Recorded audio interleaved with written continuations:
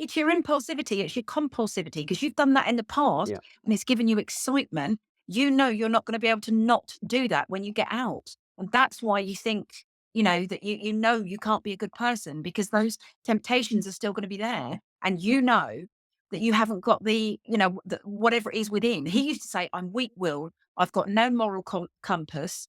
And what was the other thing he'd say? Something like, I haven't got strength of character. And he used to really criticize himself for that. And I really regret that I didn't know more at that time to say, no, it's not that.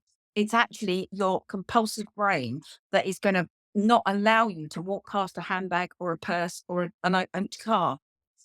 And that's a big chunk of them in prison. They hate themselves because they know that when they get out, they're going to do the same thing. And that's because they're not medicated for their ADHD. So of course they're going to keep doing the same stuff. That's the tragedy. And having worked 10 years on one side of the thin blue line myself, I can see a lot of what you're seeing in the experiences I had, and I understand a lot more now. And there's a whole, I'd be honest, Sarah, me and you could talk about this subject for hours and hours and hours, and it's probably a podcast on its own. What I would say is that I think there's a couple of things that particularly make you stand out to me as opposed to a lot of the other ADHD experts that I've heard, or certainly talk around parenting. And one is that you identify the symptoms of ADHD children, but you also believe that some of the symptoms need to be managed.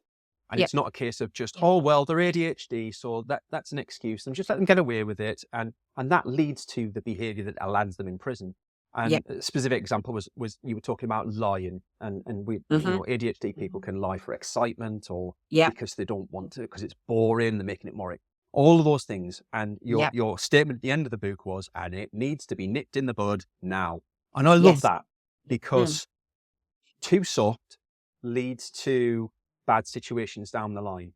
But at the same time, we need to help people understand how to cope with what they've got, or how to understand that they need to have something that they need to cope with half the time. 100%. Yeah. And that's a book. Go on. Sorry, carry on. No, I was going to say,